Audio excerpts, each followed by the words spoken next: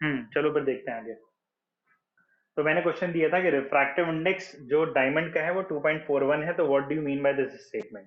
तो refractive index का पहले तो जनरल फॉर्मूला होता है सी बाई वी, और रिफ्रैक्टिव इंडेक्स की वैल्यू हमें दी है डायमंड की 2.41 is equals to C by V. तो यहाँ से सी इज इक्वल्स टू क्या मैं 2.41 टाइम्स ऑफ वी बोल सकता हूँ?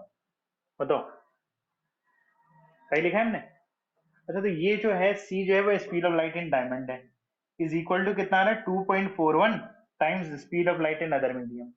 ठीक है, speed of light in diamond, sorry यहाँ मीडियम जो है वो डायमंड है।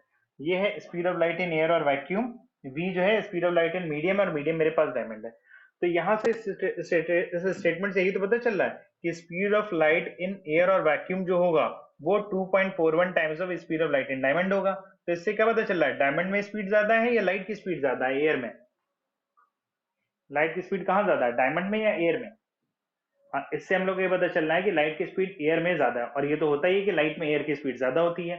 यानी speed of light in air और वैक्यूम जितना भी होगी वो speed of light in diamond का 2.41 टाइम्स फास्टर होगी। क्लियर? इसी आंसर को लिख लिया जाए तो लिखो, it means that light travels in air, it means that light travels in air 2.41 times faster, means that light travels in air 2.41 times than in 2.41 times faster, 2.41 times faster than in diamond, 2.41 times that in diamond। सभी को clear है?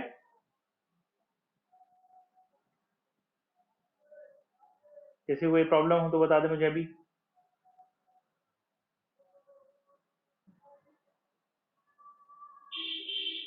That is करके फिर copy कर लो तीनों step. mu is equals to c by v, mu की value रखी 2.41 is equals to c by v, तो c is equals to हो गया 2.41 times of v।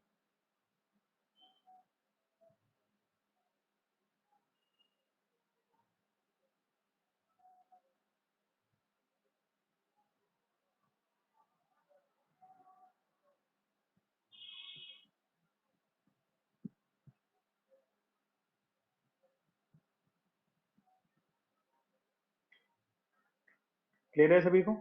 हेडिंग कर लो फिर next. condition for a light ray condition for a light ray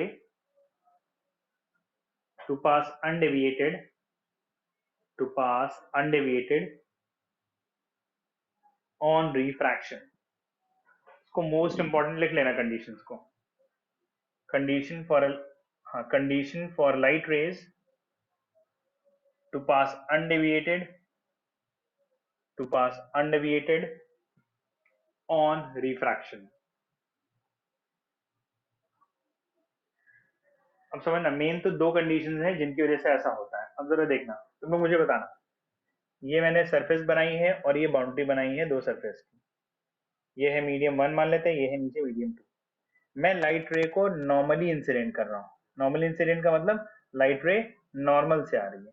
ठीक है, तो यहां पर बताओ एंगल ऑफ इंसिडेंस कितना है अगर नॉर्मली फॉल कर रही है सरफेस पे, तो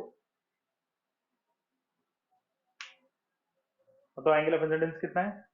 सही बताया, एंगल ऑफ इंसिडेंस कितना है? 0 है।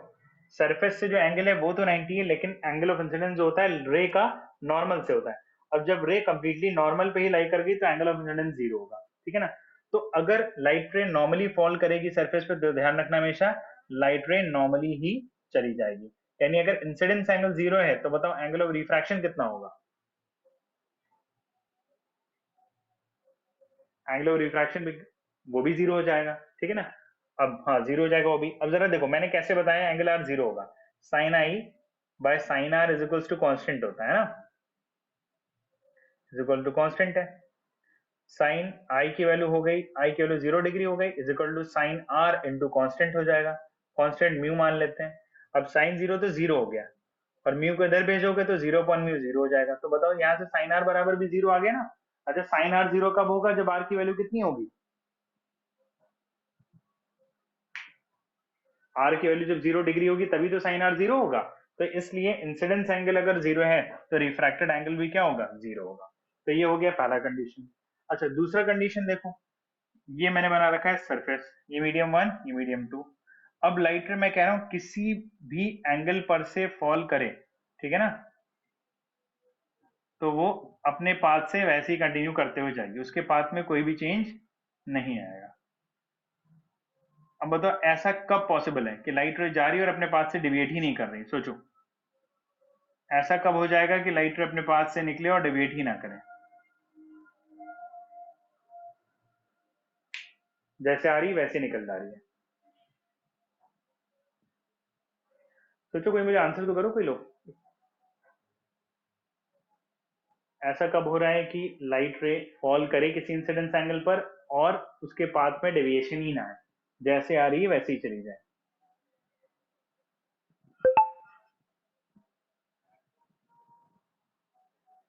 देखो आयुष ने सही बताया, अगर दोनों मीडियम अप्रोक्सीमेटली सेम हो, अप्रोक्सीमेटली सेम होने का मतलब क्या है कि दोनों मीडियम का रिफ्रैक्टिव इंडेक्स अप्रोक्सीमेटली इक्वल हुआ। तो अप्रोक्सीमेटली इक्वल होने से ये होगा कि दोनों मीडियम में स्पीड ऑफ लाइट लगभग सेम होगी, तो लाइट रे जिस पाथ से आएगी उसी पाथ से चली जाएगी, उसमें कोई भी वेरिएशन नहीं आएगा। तो यही दो कंडीशन है जिसकी वजह से लाइट रे अनडिविएटेड पास होगी। तो पहले सबसे पहली कंडीशन लिखते हैं, लिखो when the angle of incidence is 0, when the angle of incidence is 0 at the boundary of two media, at the boundary of two media, ठीक है। फिर डायग्राम बना लो, पहला वाला डायग्राम बनाओगे पहले वाले पॉइंट में, पहला वाला डायग्राम जल्दी से बना लो। कोई प्रॉब्लम हो तो बता दो मुझे। इल्मा समझ में आ रहा है सब?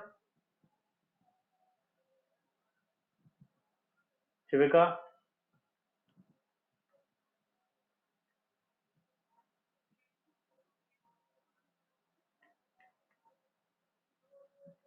सेकेंड कंडीशन लिखे फिर,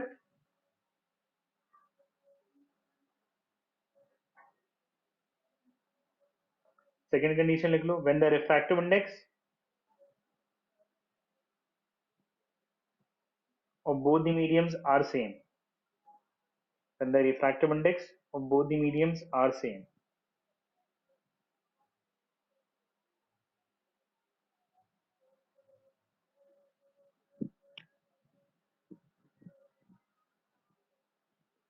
when the refractive index of both the medium are same, ठीक है। अब हेडिंग करना नोट, नोट में कुछ हम लोग रिफ्रैक्टिव इंडेक्स के एडिशनल फॉर्मूलाज लिखेंगे, ठीक है।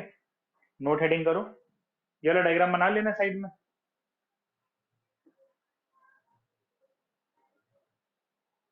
रिफ्रैक्टिव इंडेक्स के एडिशनल फॉर्मूलाज लिखेंगे, ठीक है। तो पहला फॉर्मूला देखो लिखने जा रहे हैं, मान लो ये मैं रब कर रहा हूँ,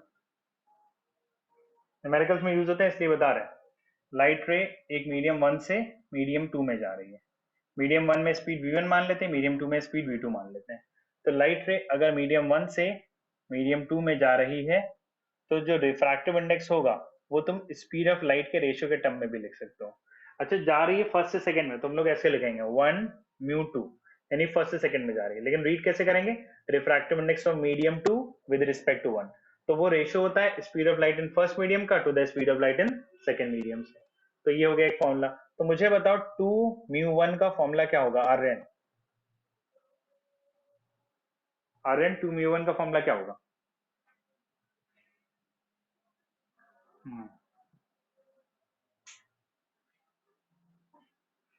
हम्म आर एन, अरे थोड़ा एनर्जी एनर्जी लाओ, कुछ खाना वाना खाया नहीं खाया दिन में?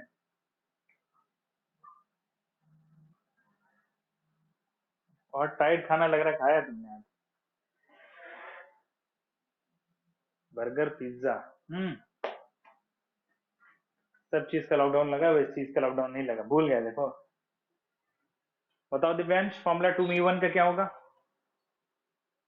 अरे जब मैंने 1 म्यू 2 का फॉर्मूला v1 बाई v2 बताया है, 2 म्यू 1 का फॉर्मूला क्या होगा? किसने बताया? नित्य बताओ।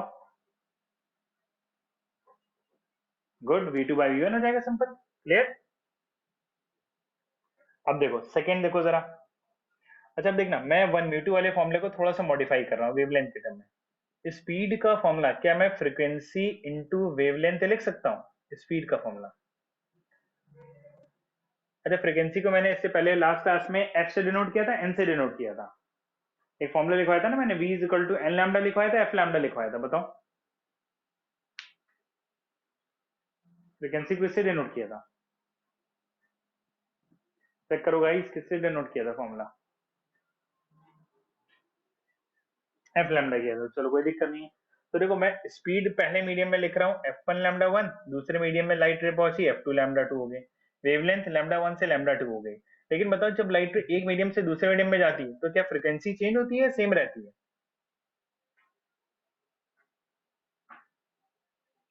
सेम रहती है। तो मैं यहाँ से एफ वन एफ टू नहीं लिख रहा हूँ, मैं सिर्फ एफ ऑफ एफ लिख रहा हूँ। तो दोनों देख लो कट गया। तो फॉर्मूला क्या आ गया? Lambda one by lambda two आ गया। तो बताओ वन म्यू टू का अगर formula lambda one by lambda two है तो टू म्यू वन का फॉर्मूला क्या होगा? टू म्यू वन का फॉर्मूला, हाँ lambda two by lambda one हो जाएगा। समझ में आ गया? तो नोट्स में चलो डायग्राम साइड बना के दोनों कॉपी कर लो, दोनों पॉइंट।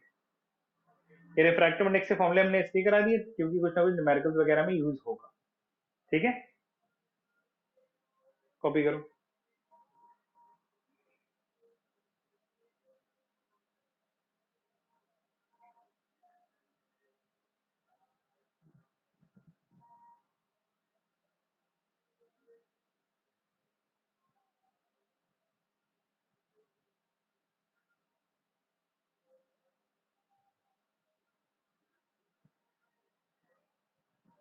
मैंने लास्ट क्लास में बताया था कि हम लोग इसमें फैक्टर्स अफेक्टिंग वाले पॉइंट ज्यादा पढ़ते हैं।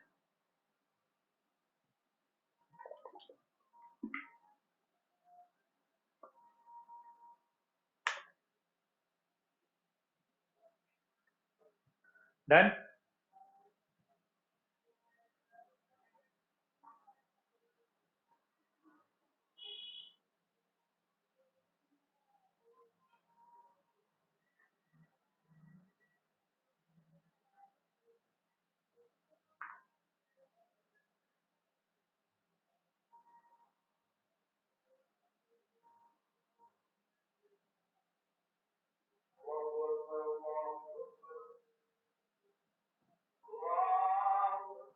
नेक्स्ट हेडिंग कर लो, factors affecting the refractive index of a medium.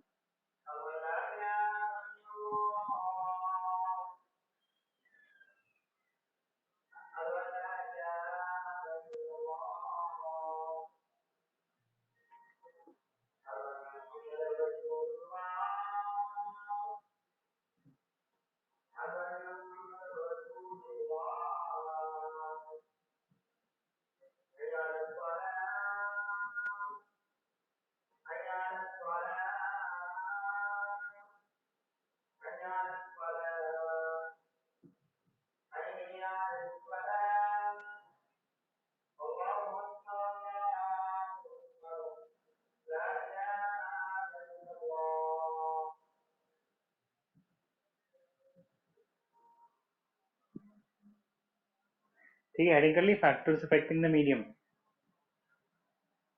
तो फैक्टर्स अफेक्टिंग द मीडियम में सबसे पहले फर्स्ट पॉइंट हेडिंग कर लो, nature of the medium. Nature of the medium. अब देखो नेचर ऑफ द मीडियम का मतलब क्या है। जैसे हम लोग अगर सिंपल रिफ्रैक्टिव इंडेक्स के फॉर्मूले की बात करें तो म्यू इज इक्वल्स टू होता है सी बाय वी। अब बताओ लाइट रे अगर एयर से किसी अदर मीडियम में गई है तो स्पीड बढ़ जाएगी घट जाएगी? बताओ वी की वैल्यू बढ़ेगी घटेगी? एयर वैक्यूम से किसी अदर मीडियम में गई है,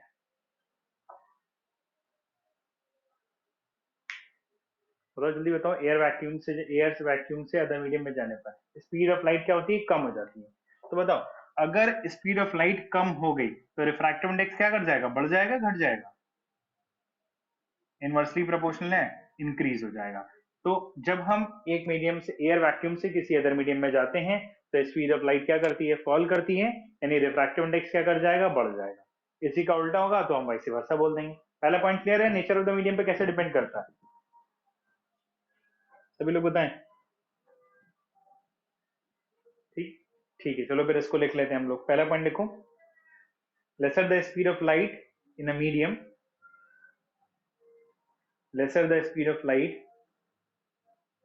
in a medium, as compared to air,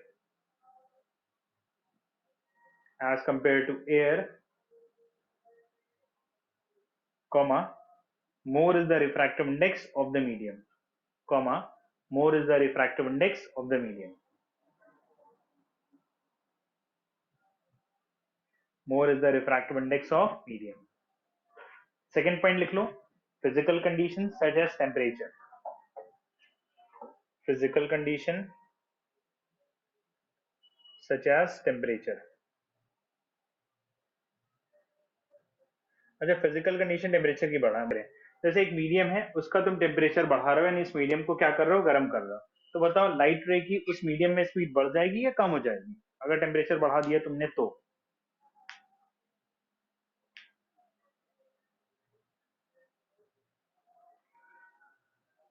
बताओ लाइट रे की इस मीडियम में स्पीड बढ़ जाएगी या कम हो जाएगी?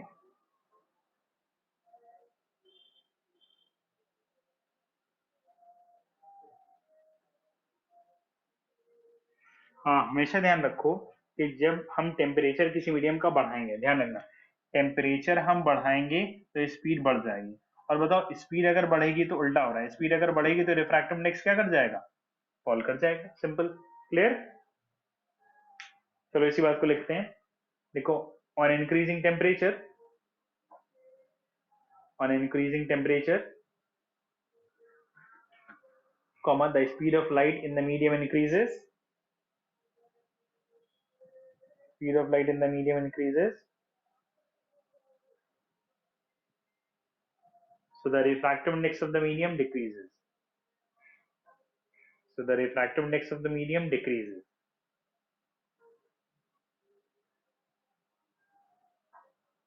ठीक है, नेक्स्ट पॉइंट बहुत इंपॉर्टेंट है, इस पे कई बार क्वेश्चन बनते हैं, थर्ड है कलर और वेवलेंथ ऑफ लाइट, कलर और wavelength of light.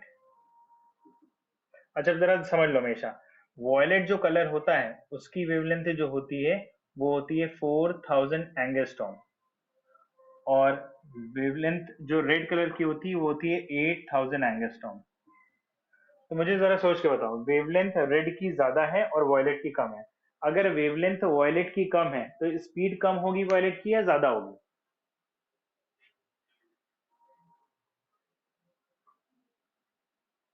Wavelength violet की कम है तो स्पीड कम होगी या ज्यादा होगी रेड के कंपैरिजन में? कोई तो ट्राई करो, सब साइलेंट बैठे रहोगे सब लोग? नहीं, मैंने तो बताया था अभी, नहीं अभी मैंने बताया तो था, जिसकी वेवलेंथ कम उसकी स्पीड कम, या जिसकी स्पीड कम तो उसकी वेवलेंथ कम, मैंने ये तो बताया था। देखो स्पीड होता क्या है, डिस्टेंस अपॉन टाइम, ठीक है, और वेवलेंथ क्या है, डिस्टेंस है, वो वन टाइम पीरियड में कह सकते हो, तो वेवलेंथ भी डिस्टेंस है और स्पीड भी क्या है, डिस्टेंस अपॉन टाइम है, तो जैसे स्पीड में वेरिएशन आएंगे वैसे वेलोसिटी में वेरिएशन आएंगे, स्पीड में वेरिएशन आएंगे, तो वेवलेंथ वॉयलेट की कम होती है तो स्पीड भी जो होती है उसकी रेड से कम होती है। अच्छा, अगर स्पीड कम हो जाएगी तो रिफ्रैक्टिव इंडेक्स वॉयलेट का क्या होगा, ज्यादा होगा। तो सिमिलरली रेड की बात करें, रेड की वेवलेंथ सबसे ज्यादा तो स्पीड भी सबसे ज्यादा, स्पीड ज्यादा तो रिफ्रैक्टिव इंडेक्स क्या हो जाएगा, कम हो जाएगा। इसका मतलब वॉयलेट का जो रिफ्रैक्टिव इंडेक्स होगा रेड से ग्रेटर होगा। तो इससे हम लोग को ये पता चला कि रिफ्रैक्टिव इंडेक्स कलर पे डिपेंड कर रहा है, वॉयलेट कलर का देखो रिफ्रैक्टिव इंडेक्स ज्यादा है रेड से, यानी डिफरेंट कलर्स के डिफरेंट रिफ्रैक्टिव इंडेक्सेस होंगे। समझ में आ गई बात? और कैसे डिपेंड करेंगे भी हमने बता दिया, तो इसी बात को लिख लेते हैं। देखो स्पीड ऑफ लाइट, एक बात हमेशा याद रखो, जितने भी आपके 7 कलर्स है विबग्योर, यानी उनकी स्पीड ऑफ लाइट जो एयर और वैक्यूम में होती है सबकी सेम होती है, लेकिन जैसे ही ये किसी दूसरे मीडियम में एंटर करते हैं तो सबकी स्पीड डिफरेंट हो जाती है, स्पीड डिफरेंट हो जाएगी तो सबकी वेवलेंथ डिफरेंट कर जाएगी, तो उसी के अकॉर्डिंग हम लोग आंसर दे रहे हैं। ठीक है, तो देखो speed of light of all colours, of all colours is same for air और vacuum, is same for air or vacuum,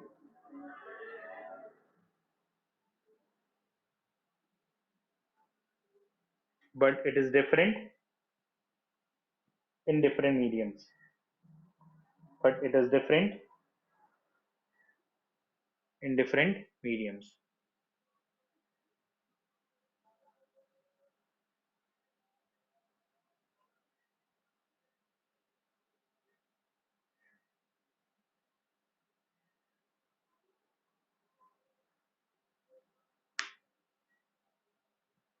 तो इसके बाद लिख लेना फुल स्टॉप करके, speed of red light, speed of red light, नहीं वॉयलेट लिखो पहले, speed of violet light is least, speed of violet light is least. So refractive index for violet is maximum.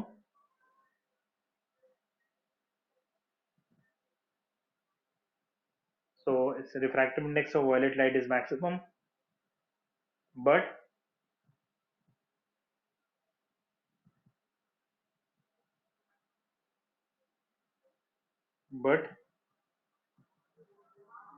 speed for red light is maximum, but speed for red light is maximum. So its refractive index is least.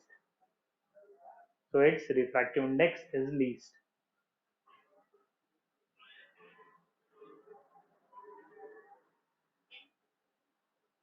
पहले change करके लिख लेना. Since violet has least wavelength,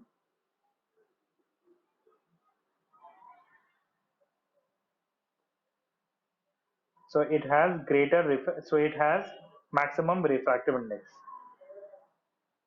So it has maximum refractive index.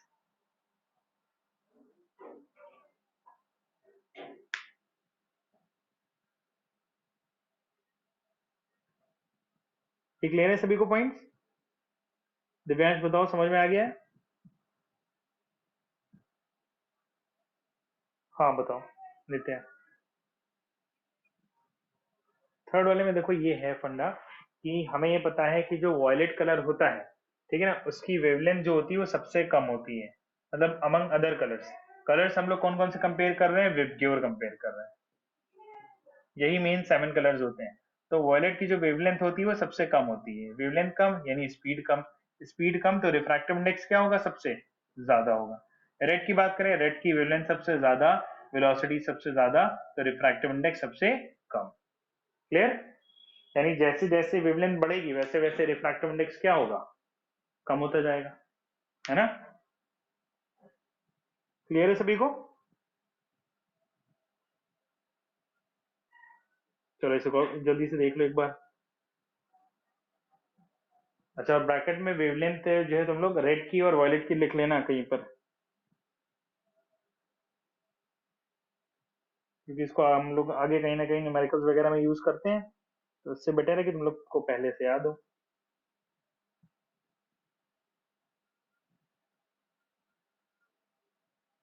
Next heading करेंगे, पहले इसको पढ़ लो फिर बताता हूँ.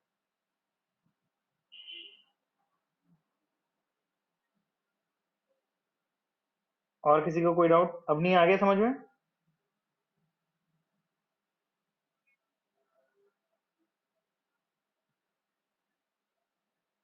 आर्यन क्लियर है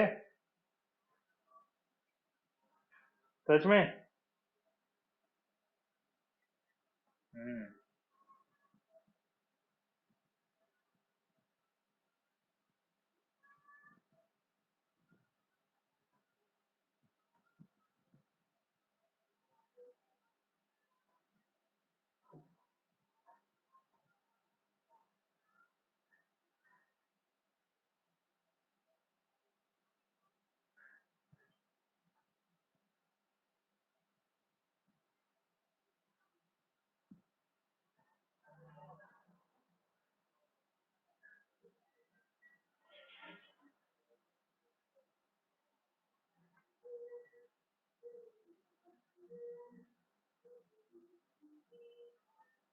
चलो नेक्स्ट हेडिंग कर लेते हैं, absolute refractive index.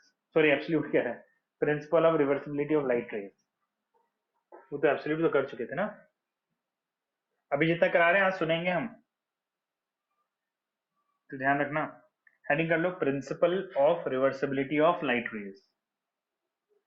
Principal, PLE वाला प्रिंसिपल है।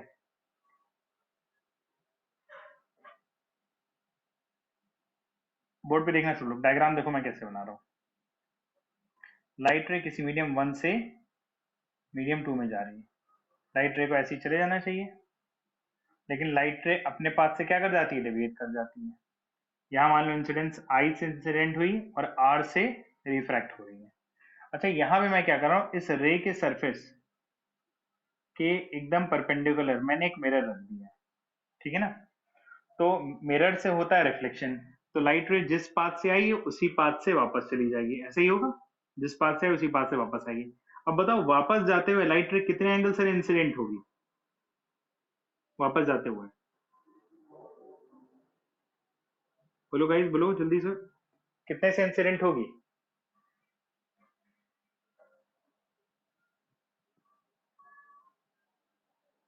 डायग्राम के अकॉर्डिंग देख लो इंसिडेंट एंगल कितना है। इंसिडेंट एंगल नॉर्मल से देखते हैं कितना एंगल दिखाई दे रहा है वापस जाते हुए। आर दिखाई दे रहा है हम लोग को रिफ्रैक्ट वो इंसिडेंस एंगल। तो वापस जाते हुए जो हमारा इंसिडेंस एंगल है वो है आर। तो principal of reversibility of light raise कहता है कि अगर कोई लाइट रे मीडियम 1 से 2 जा रही है और इंसिडेंट एंगल आई है, रिफ्रैक्टेड एंगल आर है, तो अगर वो अपने पाथ को क्या करती है, वापस ट्रेवल करती है, यानी अब वापस में इंसिडेंट हो रही है आर से, तो कितने से रिफ्रैक्ट करेगी वापस? आई से करेगी। यानी जिस पाथ से आई उसी पाथ को फॉलो करके वो वापस चली जाएगी, ऐसा होगा। अब मान लेते हैं मीडियम 1 में स्पीड है v1, मीडियम 2 में स्पीड है v2। तो पहले मुझे बताओ लाइट रे कहां से कहां जा रही है? मीडियम 1 से 2 जा रही है। तो 1 से 2 जा रही है, इसको ऐसे लिखते हैं। बताओ यहां से फॉर्मूला लगाओ, क्या हो जाएगा रिफ्रैक्टिव इंडेक्स का स्पीड के टर्म में? कौन बताएगा? रिफ्रैक्टिव इंडेक्स का फॉर्मूला v1 बाय v2 हो जाएगा, ठीक है। नेक्स्ट, हाँ v1 बाय v2 हो जाएगा। नेक्स्ट फॉर्मूला जिससे मैं पूछूंगा वो बताएगा मुझे। इसको मान लेते हैं इक्वेशन नंबर 1। 2 म्यू 1 का फॉर्मूला क्या हो जाएगा जब वापस सेकंड से 1 में जा रही है? आर एन बताओ, 2 म्यू 1 का formula.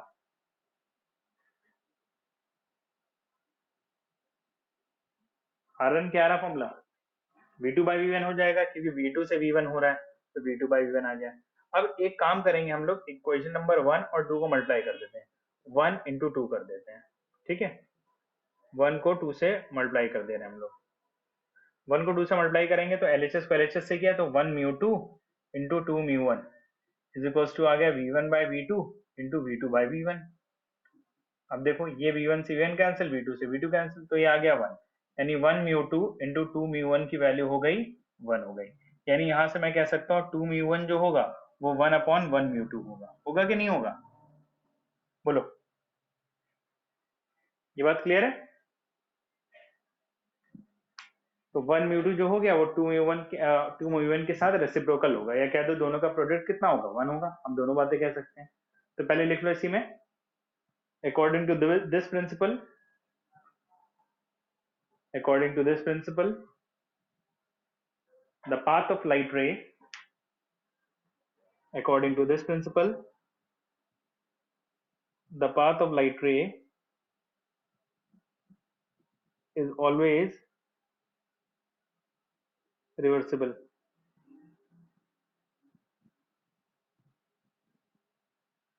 The path of light ray is always reversible. ठीक है ना। उसके बाद पूरा डायग्राम बना के कॉपी कर लो।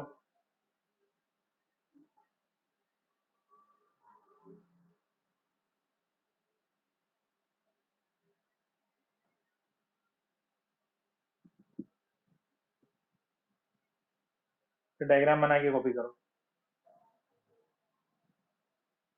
यूसुफ बहुत देर बाद ज्वाइन हुए।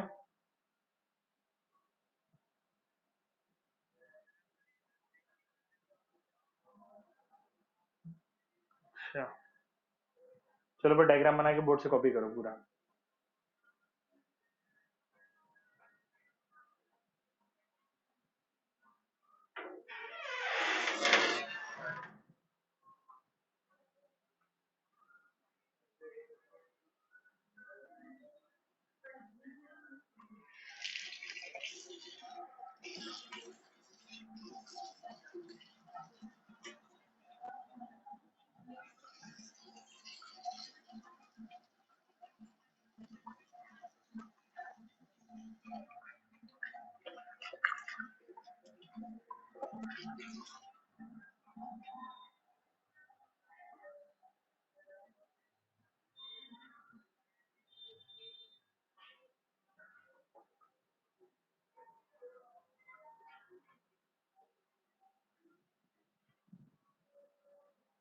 Done, have you all noted down?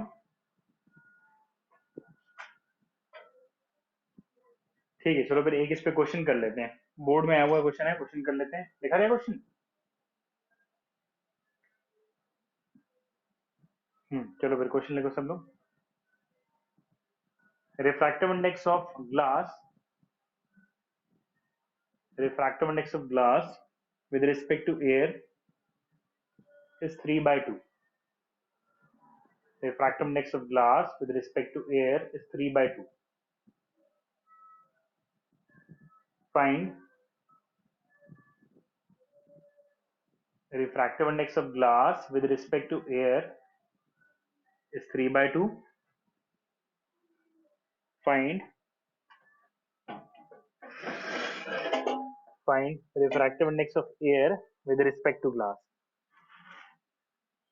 Find refractive index of air with respect to glass.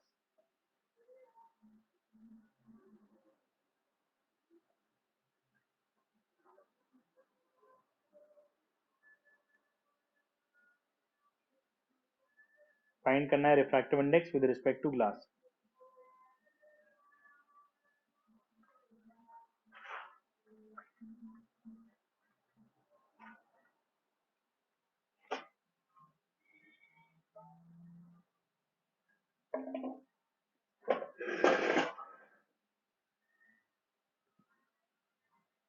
आया किसी का आंसर?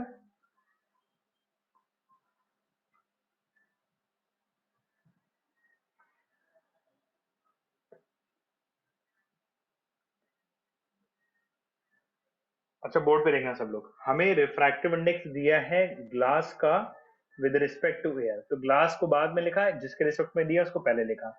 वो दिया है हमें 3/2। हमें रिफ्रैक्टिव इंडेक्स निकालना किसका है? एयर का निकालना है विद रिस्पेक्ट टू ग्लास, ये निकालना है। अब अभी तुम लोग ने एक रिलेशन पढ़ा कि जो 2μ1 होता है वो इक्वल होता है 1/1μ2 के। तो अगर 1 की जगह पे मैं a लिख दूं, 2 की जगह पे मैं g लिख दूं, तो यहाँ पे अगर देखो तो 1 की जगह पे a लिखा था, 2 की जगह पे g लिखा था, तो ऐसे ही तो लिख सकता हूँ। पर a म्यू g की वैल्यू है 3/2, तो ये ऊपर गया, कितना आंसर आ गया? 2/3 आ गया। ठीक है, समझ में आया कैसे आया? हाँ, 2/3 आंसर आएगा। कर लो इसको कॉपी। सभी लोग बताएं समझ में आया कि नहीं आया? ठीक है, कर लो कॉपी।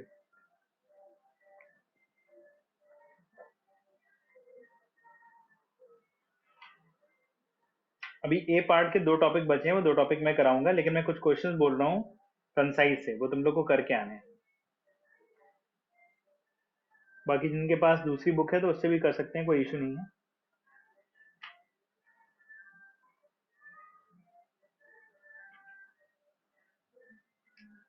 एग्जाम्पल करके लाने हैं अप टू 6 एग्जाम्पल्स करने हैं, और न्यूमेरिकल्स में 4 क्वेश्चंस हैं एक्सरसाइज में। ए पार्ट की मैं बात कर रहा हूँ, 4 न्यूमेरिकल्स हैं, वो 4 न्यूमेरिकल्स करने हैं। ठीक है, एग्जाम्पल 6 1 to 6 कंसाइज है। तो मैं फोटो क्लिक करके भेज दे रहा हूँ अभी। ठीक है, और न्यूमेरिकल्स हैं एक्सरसाइज में 4 हैं। ठीक है, इतना करके लेकर आना। ठीक है, इसको प्रिपेयर करो, फिर नेक्स्ट क्लास में मिलते हैं। ओके।